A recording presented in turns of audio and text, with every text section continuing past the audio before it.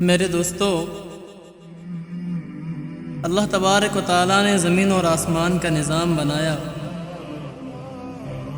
پھر شمسی نظام اور قمری نظام چلانے کے لیے اللہ تبارک و تعالیٰ نے اپنی طاقت کو ظاہر کیا۔ تو یہ سورج جو ہے، اس کی روشنی کے ذریعے زمین کا بیج اگلتا ہے، پھر اس کو کاشت کیا جاتا ہے۔ تو اللہ تبارک و تعالیٰ نے اسی سورج کو قیامت کی نشانی بھی بنایا، انسان کے لیے غور و فکر کی نشانی بھی بنایا۔ تو یہ سورج کبھی کبھی سورج کو گرہ لگ جاتی ہے، جسے کہا جاتا ہے سورج گرہن۔ تو اس میں ایک عجیب ہمارے معاشرے میں فضا پھیلی ہوئی ہے کہ بعض عورتیں حاملہ ہوتی ہیں، ان کے پیٹوں میں بچے ہوتے ہیں، وہ اکثر کر کے ان حاملہ عورتوں کو چاقو اٹھانے سے منع کرتی ہیں کہ ایسا نہ ہو کہ بچہ عیبدار پیدا ہو جائے۔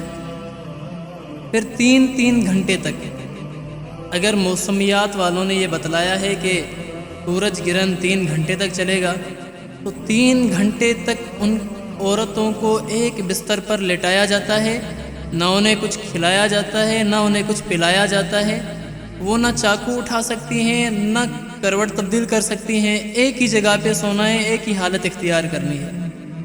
تو نہ یہ ڈاکٹر حضرات کی رائے ہے، ڈاکٹر حضرات بھی کہتے ہیں کہ بھائی ایسی کوئی بات نہیں، یہ ہمارے پرانے رسم و رواج ہیں۔ دوستو، ان عورتوں کو اللہ ہی ہدایت دے، جو بوڑھی عورتیں ہیں جو کہتی ہیں کہ جن کے پیٹوں میں بچے ہیں اور وہ حاملہ عورتیں ہیں، تو نہ ان کو کروٹ بدلنے کی اجازت ہے، نہ پانی پینے کی اجازت ہے، نہ کھانے کی اجازت ہے۔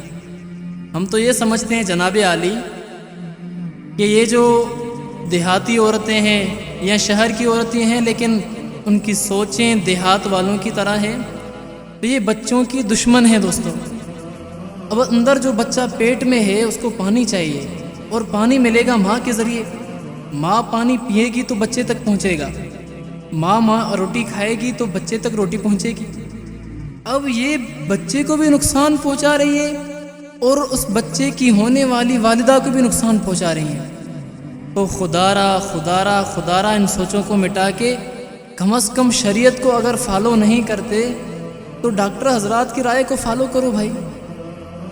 باقی رہی بات یہ کہ آپ رسومات کو فالو کر رہی ہیں، کہتے ہیں کہ جو عورتیں آزاد ذہن والی ہوتی ہیں تو وہ رسومات کو فالو نہیں کرتی، وہ اپنے سوچوں کو اور شریعت کو فالو کرتی ہیں۔ تو ہمیں تو چاہیے تھا کہ ہم شریعت کو فالو کریں، شریعت کی اتباع کریں، لیکن آج الٹ زمانہ چل رہا ہے۔ جو چیز ضرورت تھی ہم نے اس کو ضروری بنا لیا، اور جو چیز ضروری تھی ہم نے اس کو ضرورت بنا لیا۔ تو دوستو، یہ جو سورج گرہ کا نظام ہے، یہ ایک قیامت کی نشانی ہے، اور اللہ معاف کرے یہ ایجپٹ کے اندر سی پہ ٹھہر کے، سمندر کے کنارے پہ ٹھہر کے، بالکل وہ تو چیز نظر آ رہی تھی کہ زمین اور سورج آپس میں ایک دوسرے کے سامنے آ رہے تھے، اور ایک سیکنڈ کے لیے پوری دنیا کے اندر، اس ایجپٹ مصر کے اندر اندھیرا چھا گیا۔ تو اس اندھیرے چھانے پر ان لوگوں نے ایسے مزے اڑائے ہیں، تو جائے کہ ان کو چاہیے تو یہ تھا کہ وہ عبادت کرتے، اللہ کے سامنے آہوزاری کرتے، رو کہ اللہ سے اپنے گناہوں کی معافی طلب کرتے، لیکن بجائے اس کے کہ انہوں نے اپنی منچاہی خواہشیں پوری کرنے میں لگ گئے، ہنسی مذاق اڑانا، سیلفی نکالنا، تو بھائی اللہ سے ڈرو دوستو، اور ان رسومات کو فالو نہ کرو بھائی۔ اللہ نے ایک شریعت عطا کی ہے، اللہ کے نبی صلی اللہ علیہ وسلم کے ذریعے ہمیں یہ شریعت ملی ہے۔ شریعت کے اندر کوئی ایسی چیز نہیں کہ ہم عورت کو چاقو اٹھانے سے روکیں، عورت کو کھانا کھانے سے روکیں، عورت کو پانی پینے سے روکیں، یا ان کو کروٹ بدلنے سے روکیں۔ شریعت میں ایسی کوئی چیز نہیں، لیکن ہاں اگر تم یہ گمان کرو گے کہ اگر یہ کروٹ تبدیل کرے گی تو بچے کو تکلیف ہوگی سورج گرہن ہونے کی وجہ سے، تو تمہاری سوچوں کے مطابق اللہ فیصلے فرما دے گا۔ حدیث میں ہے انا ظن عبدی کہ انسان اللہ میں جیسا گمان رکھے گا اللہ اس کے ساتھ ویسا ہی معاملہ فرما دیں گے۔ تو اللہ تعالیٰ سے دعا ہے اللہ تعالیٰ ہم سب کو شریعت کا متبع بنائے اور شریعت پہ عمل کرنے کی توفیق عطا فرمائے۔